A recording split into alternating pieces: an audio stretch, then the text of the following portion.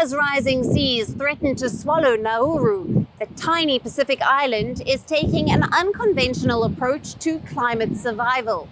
They are now selling citizenship for $105 a pop. The government insists it's a bold move to fund inland relocations and secure a sustainable future. Critics, however, warn that history hasn't been kind to such golden passport schemes, with past attempts leading to security scandals and criminal exploitation. So is Nauru pioneering an innovative solution or diving headfirst into troubled waters? Our report gets you all the details. If you've ever dreamed of owning an exotic island getaway, complete with sandy beach, azure waters, and a looming existential threat, then Nauru has just the deal for you.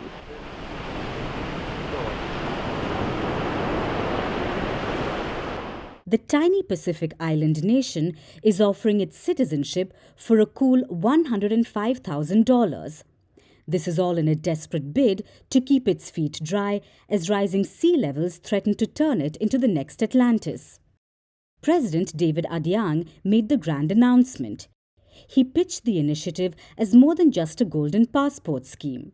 According to him, this isn't about selling a travel document. It's about securing the future of Nauru's 13,000 residents, many of whom are facing the inconvenient reality that their homes may soon belong to fish.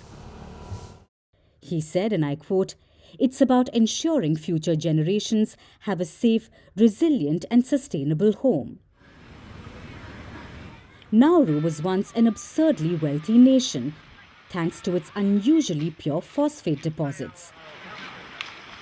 At one point, it boasted one of the highest per capita incomes in the world. But that wealth has long crumbled, along with 80% of the island's habitable land. Now, with sea levels rising 1.5 times faster than the global average, Nauru's remaining landmass is in jeopardy. Scientists predict that 90% of the population will have to relocate inland. This is a problem when you're living on a tiny rock in the middle of the Pacific. To foot the bill for this ambitious relocation project, Nauru is turning to an increasingly popular side hustle: selling passports. The government expects to rake in at least $5.7 million in its first year. That's about 66 new Nauruans. They hope that this will scale up to $43 million annually, covering nearly 20% of the government's revenue. If history is anything to go by, selling citizenship can be a double-edged sword. More than 60 countries already run golden passport programs like Portugal, Malta, Greece, Cyprus, Spain and Italy, including several Pacific nations like Vanuatu, Samoa and Tonga. Nauru officials say its passport will provide visa-free entry into 89 countries.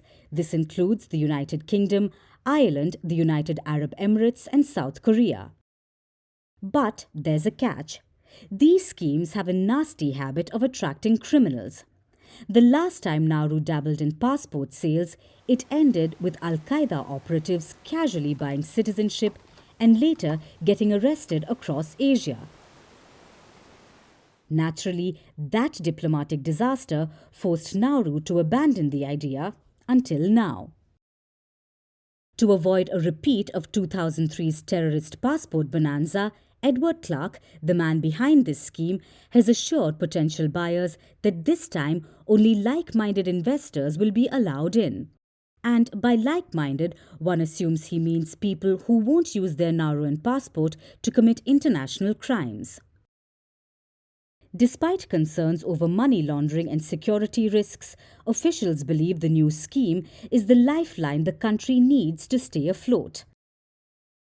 After all, if selling citizenship can fund a nation's survival, is it really such a bad idea? So, if you have $105,000 lying around and a fondness for underdog nations battling climate change, why not become a proud citizen of Nauru?